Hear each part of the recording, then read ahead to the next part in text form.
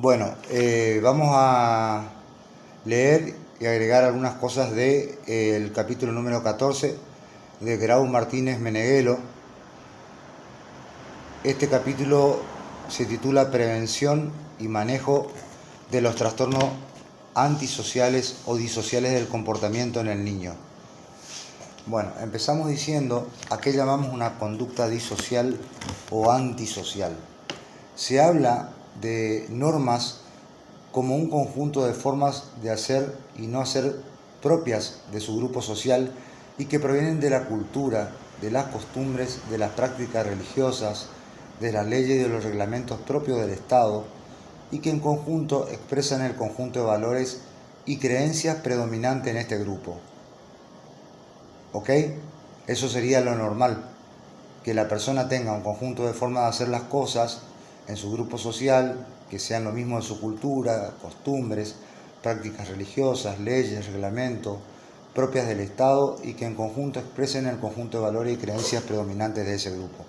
Se presupone que en este comportamiento esperado, así como las consecuencias de la transgresión son conocidas por todos los individuos que integran una determinada forma social de convivencia.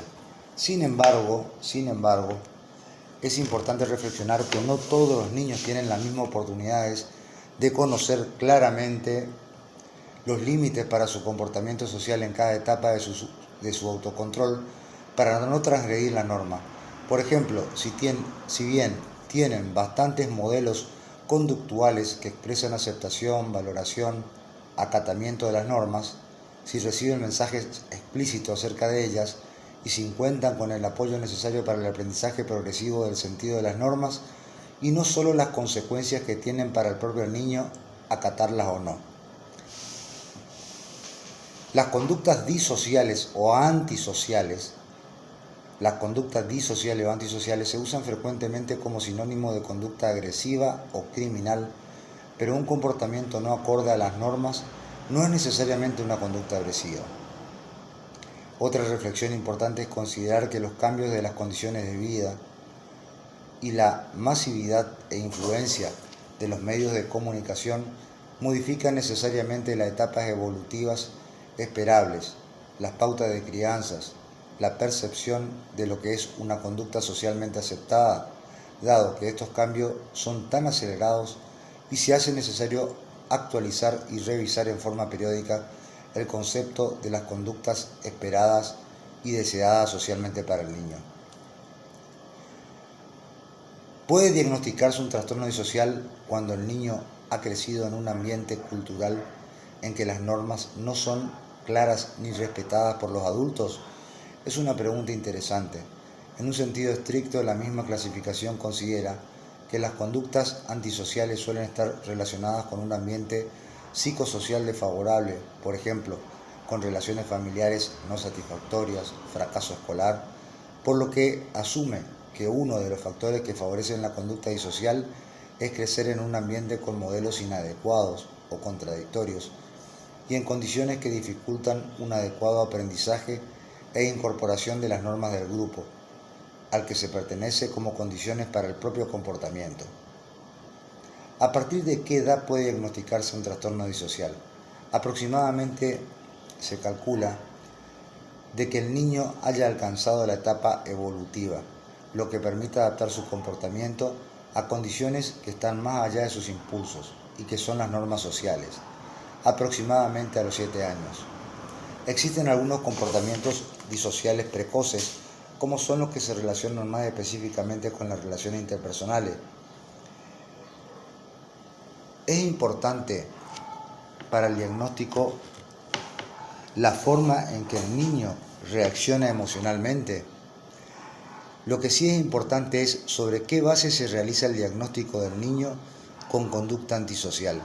Primero, por el examen mental, o sea, preguntando, ya al niño y especialmente a los adultos que conviven con él, madre, padre, tíos, tías, vecinos.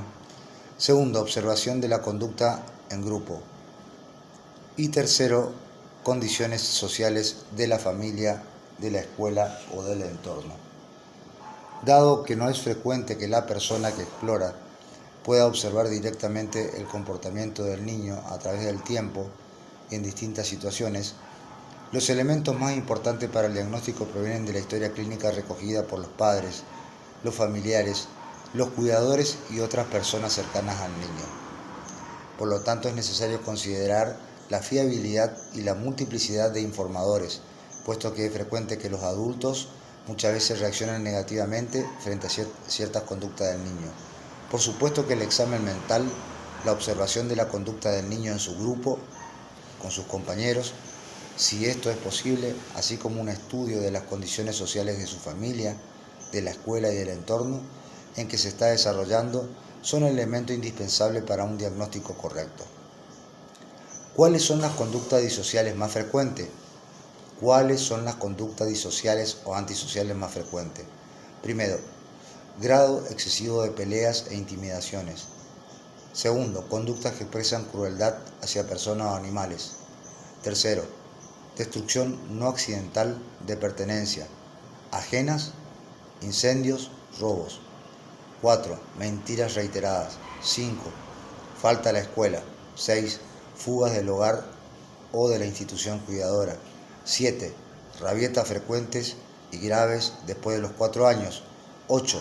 Provocación, desafío, desobediencia frente a personas que asumen responsabilidades con respecto al niño o al adolescente. ¿Qué trastornos podrían confundirse o hacer un diagnóstico diferencial con los trastornos antisociales del niño? Los principales diagnósticos son esquizofrenia, trastornos psíquicos como hipomanía, manía y depresión, trastornos del desarrollo, en especial trastorno hiperkinético en niños de 7 años, trastornos emocionales como ansiedad y depresión. ¿Cuáles son las formas clínicas más frecuentes de trastorno disocial? Existen 6 formas clínicas reconocidas, aunque no siempre resulta fácil diferenciarlas, ya que es frecuente que se superpongan. En los niños menores de 9 o 10 años se presenta el trastorno disocial desafiante o oposicionista, comportamiento hostil, negativista, provocador, más intenso y frecuente que las conductas de oposición como característica de una etapa del desarrollo. No existe transgresión de derecho y no puede considerarse conducta delictiva, porque no hay ni una violación de las normas legales. Esa es la diferencia. Que en los niños con trastorno disocial desafiante o oposicionista, comportamiento hostil o negativista, más intenso y frecuente que la conducta de oposición como característica de una etapa del desarrollo y claramente más allá de lo esperado para la edad. No existe, esto es importante, transgresión de derechos y no puede considerarse conducta delictiva porque no hay violación de las normas legales. Ese es el diagnóstico diferencial. Es una forma menos grave de conducta disocial, según algunos autores, cualitativamente distinto. Para otros sería un estadio temprano del trastorno. Se caracteriza por una baja tolerancia a la frustración, irritabilidad, resentimiento, enojo con dificultad en el autocontrol, más frecuente o exclusivamente con personas conocidas o cercanas. La conducta del niño en la exploración suele ser adecuada y la conducta depende de la tolerancia de la familia. En niños un poco mayores se da el trastorno disocial limitado por el contexto familiar. Trastorno disocial limitado por el contexto familiar. Esa es otro de los diagnósticos diferenciales importantes. Se inicia habitualmente por un contexto, por un conflicto grave del niño con uno de los familiares o de los miembros de la familia. Por ejemplo, la madrastra, el padrastro, el hermano. El hecho de que la conducta sea socialmente adecuada en otros contextos significa que el niño es capaz de reconocer los límites en su relación con otras personas, por lo que el pronóstico es mejor.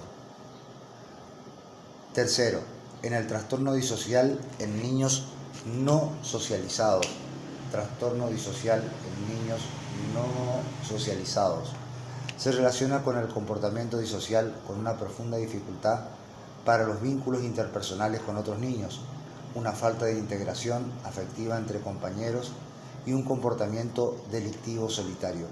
Las relaciones con los adultos suelen ser hostiles, resentidas y con discordia, aunque pueden ser mejor con algún adulto en especial. Eso es trastorno disocial en niños no socializados. Se relaciona con el comportamiento disocial con una profunda dificultad para los vínculos interpersonales con otros niños, una falta de integración afectiva entre compañeros y un comportamiento delictivo solitario. Otro punto, el trastorno disocial en niños socializados se da con integración a un grupo de pares, incluso con amistades adecuadas y duraderas con otros niños. Es frecuente el comportamiento disocial sea aprobado por el grupo y regulado por las normas de la subcultura del grupo.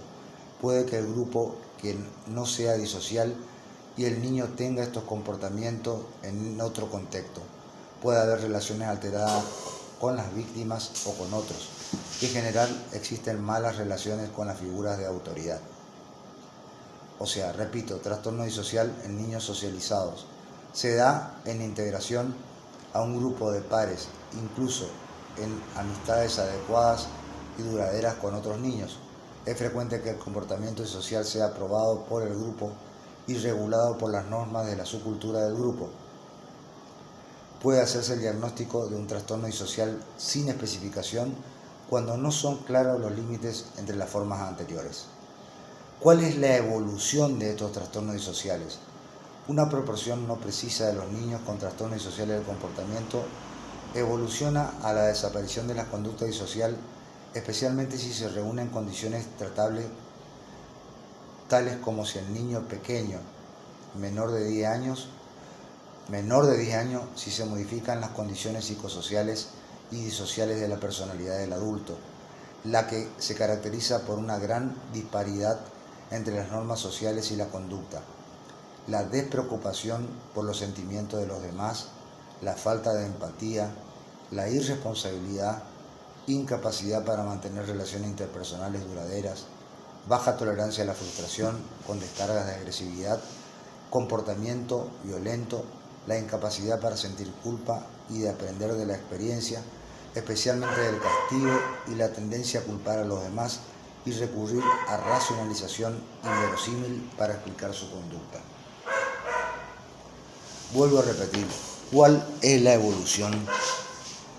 Una proporción no precisa de niños con trastornos disociales del comportamiento evoluciona a la desaparición de la conducta disocial, especialmente si se reúnen condiciones tales como si el niño es menor de 10 años, si se modifican las condiciones psicosociales o disociales de la personalidad del adulto, la que se caracteriza, o sea, si se modifican estos síntomas que voy a decir, la gran disparidad entre las normas sociales y la conducta, la despreocupación por los sentimientos de los demás, la falta de empatía, la irresponsabilidad, la incapacidad de mantener relaciones interpersonales duraderas, la baja tolerancia a la frustración con descargas de agresividad y comportamiento violento, la incapacidad para sentir culpa y aprender de experiencia, especialmente del castigo y la tendencia a culpar a los demás y recurrir a la racionalización inverosímil para explicar su conducta. Si antes de los 10 años no desaparecieron estos síntomas, lo más probable es que el trastorno antisocial ya se quede para siempre o quede por lo menos en la edad adulta, o sea, en forma crónica. ¿Cuál es el manejo cuando se hace un diagnóstico de un trastorno disocial? La conducta terapéutica dependerá de la edad del niño, de la existencia de un trastorno asociado, la posibilidad de modificar las condiciones psicosociales negativas en la que se cursa su desarrollo. En todos los casos es importante promover los factores protectores, crear un ambiente con normas explícitas, claras, valorando su cumplimiento y sancionando su transgresión en forma no violenta.